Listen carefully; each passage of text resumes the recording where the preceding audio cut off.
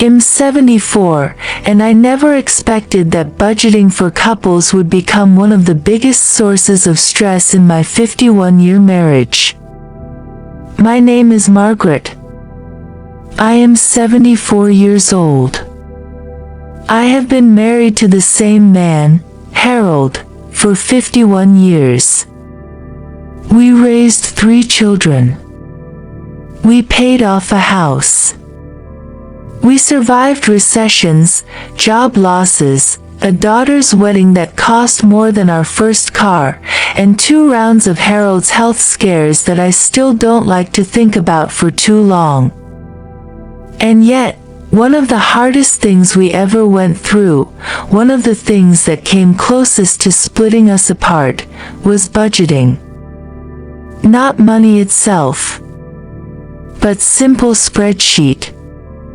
I know that sounds strange, but stay with me.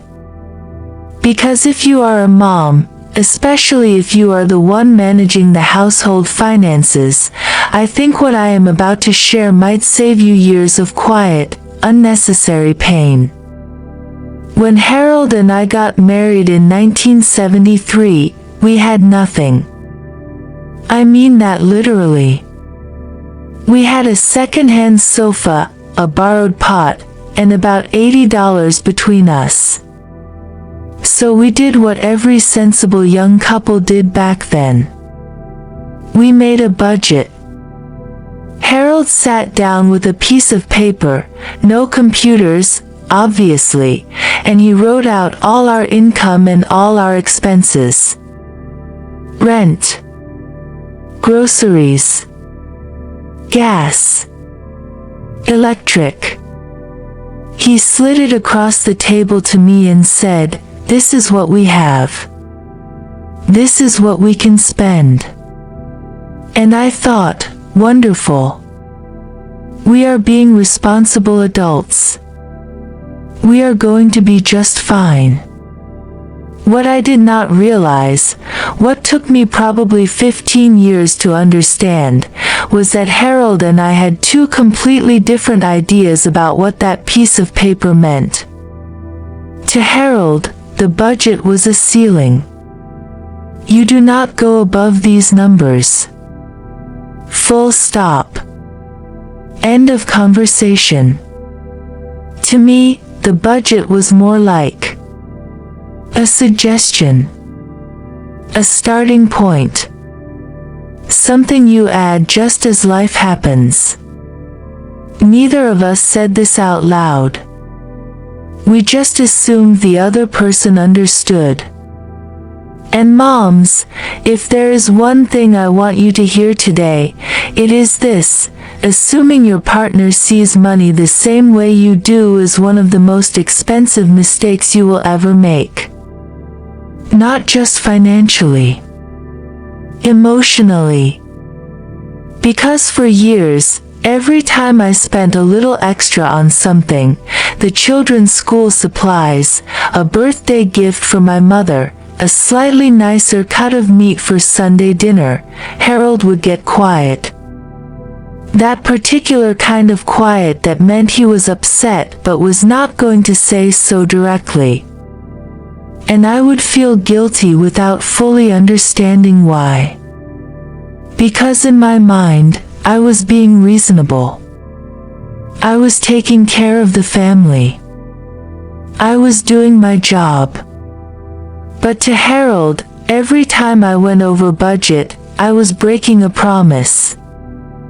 We were speaking 2 completely different languages, and neither of us had a dictionary. Now here is where things got complicated.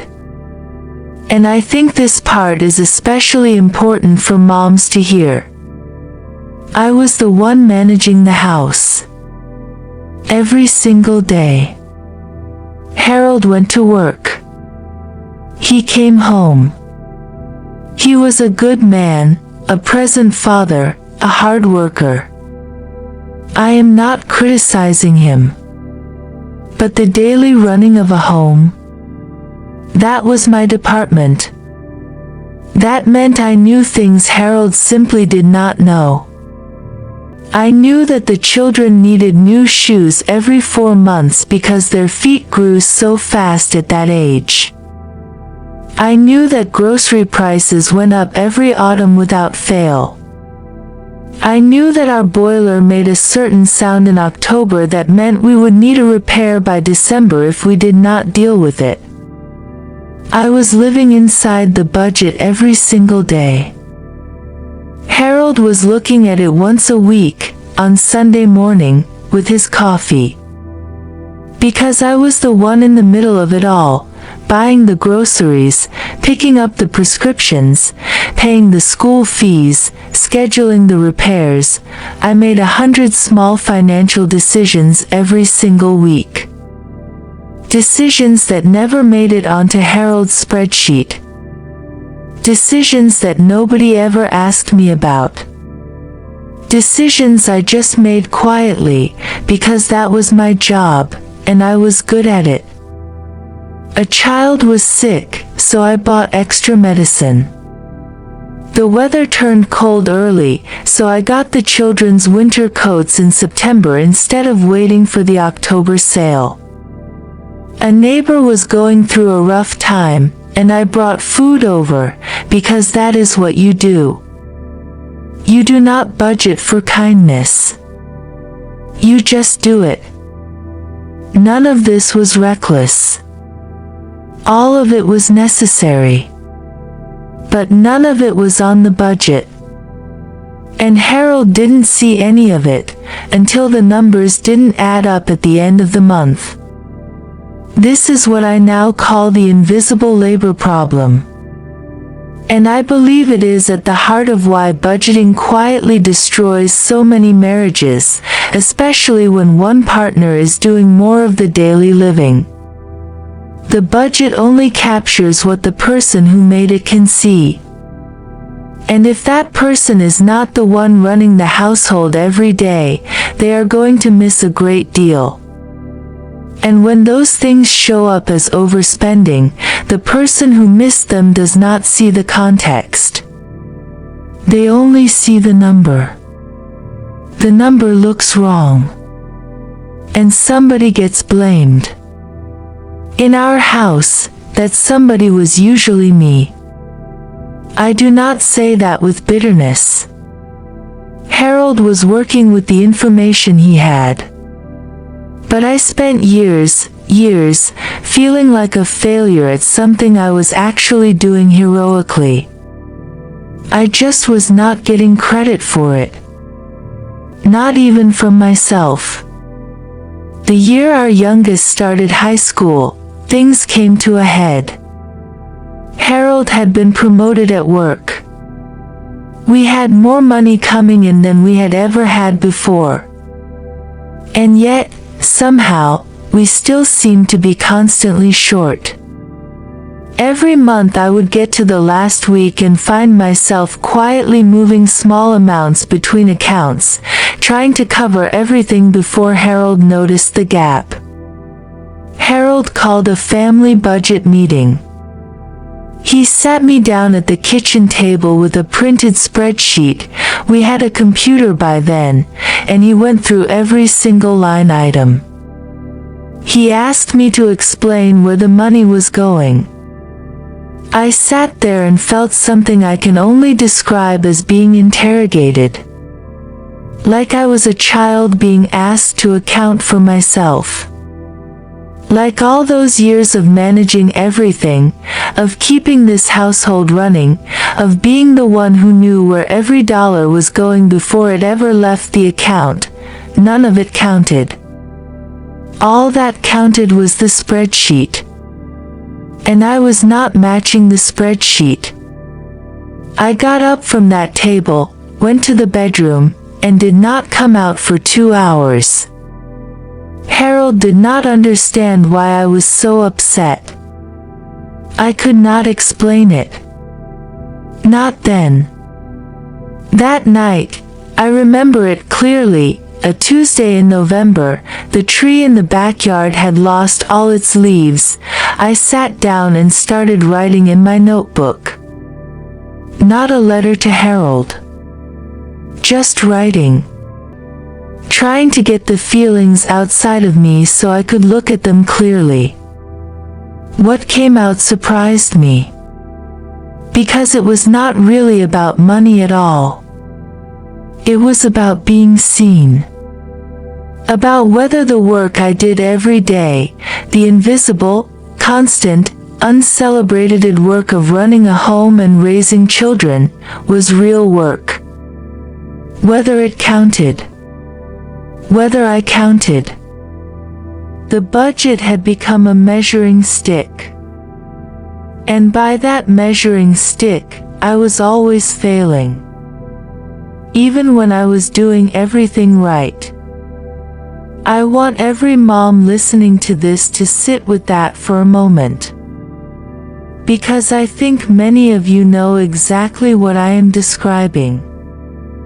It took another 2 years, and one very honest conversation with an older couple at our church who had walked through something similar, before things truly began to change between us. Let me share the 3 things that actually helped. Not because every marriage is the same, but because these things worked for us. And I have since spoken to other women who tried similar approaches and found real relief. The first thing was separating the roles of planner and executor, and then closing the gap between them. Harold had always been the planner. He set the budget. I was the executor, the one who actually spent the money on everything, every day.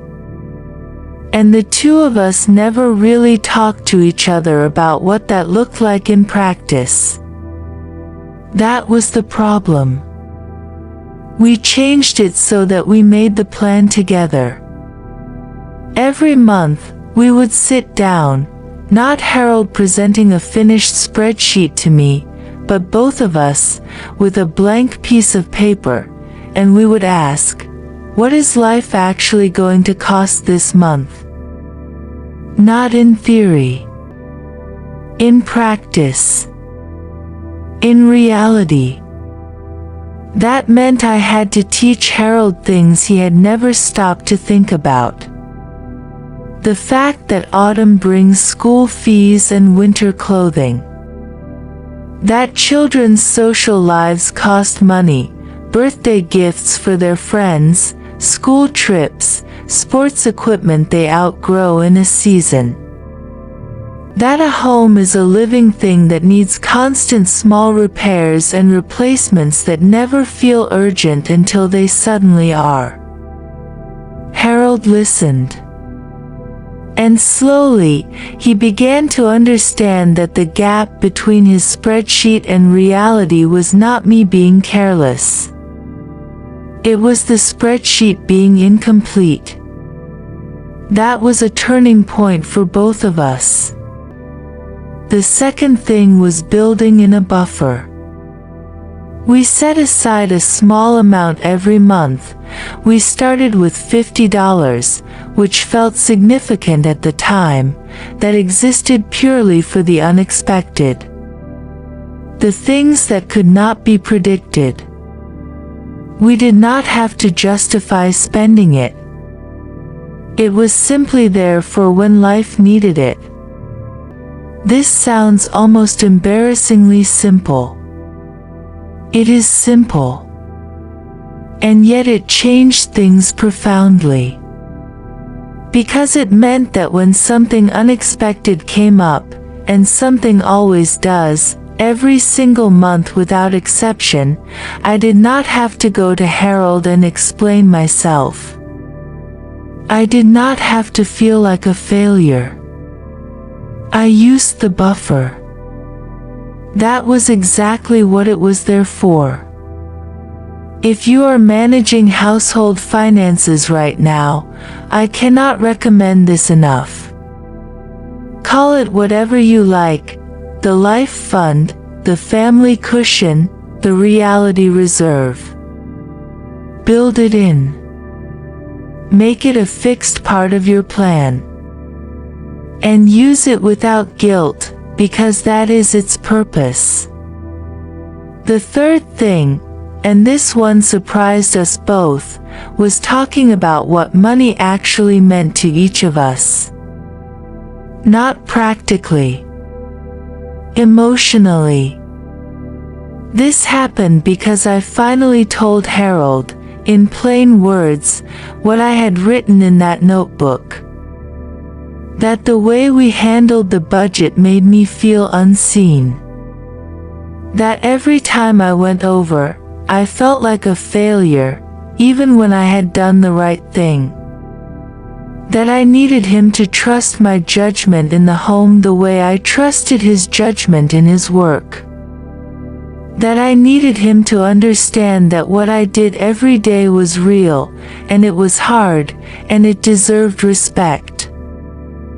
Harold was quiet for a long time after I said all of that. And then he said something I have never forgotten.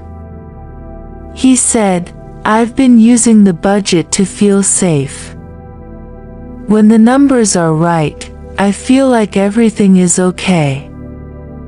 When they're off, I panic. It's not really about you at all." We sat there, both a little stunned. He had been using the budget to manage his anxiety. I had been experiencing it as judgment. Neither one of us had known that until that exact moment.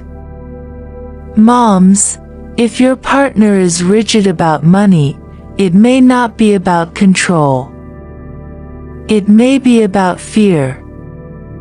And fear responds very differently than control does.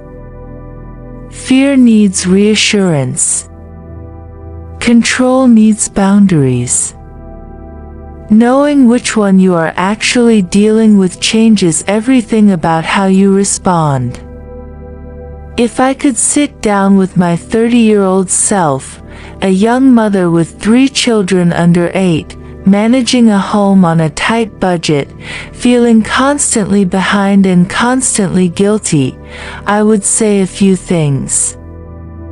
I would say, your work counts.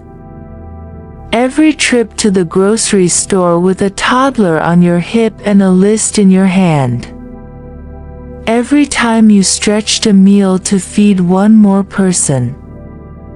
Every time you caught a problem before it became a crisis and solved it quietly, without anyone ever knowing it happened. That is financial management. Real financial management. And it deserves to be recognized. I would say, stop trying to match someone else's spreadsheet. Build your own honest picture of your family's finances, one that includes the things that do not fit neatly in columns. The seasonal costs. The social costs. The emotional costs. The invisible cost of care. I would say, find the conversation before it turns into a conflict. Talk to your partner about what money means to them, not how much they make or how much things cost, but what money means. Safety, freedom, love, security, control. Everybody has a money story. Everybody is carrying something.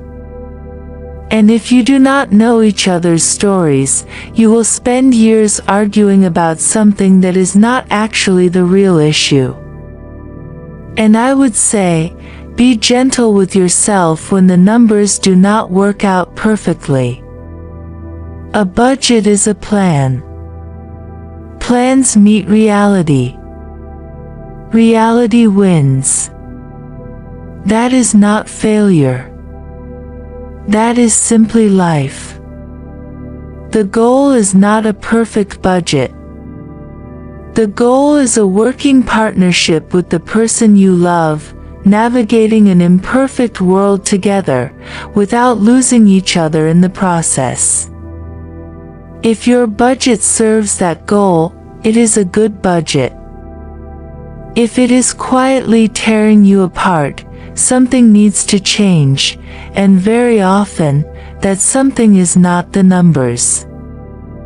Harold and I just celebrated our 51st anniversary. We went to the same small Italian restaurant we went to for our 25th, a place that has somehow survived everything, just like us. We do not fight about money anymore. Not because we always have plenty, we do not. But because we understand each other now. We understand what the numbers represent and what they do not represent. We understand that a budget is a tool, not a verdict. I still keep my notebook.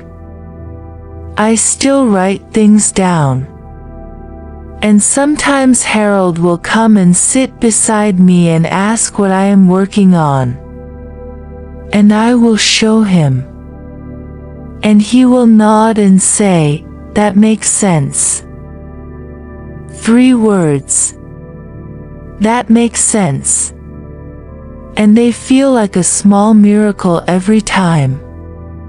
Because for so many years, nothing I did made sense according to the spreadsheet.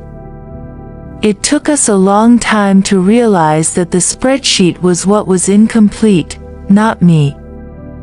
If you are in the middle of that confusion right now, if you are working so hard to keep your family's life running and somehow still feeling like you are falling behind, please hear this from someone who has been exactly where you are. You are not failing. You are doing invisible work inside a system that does not always know how to measure it.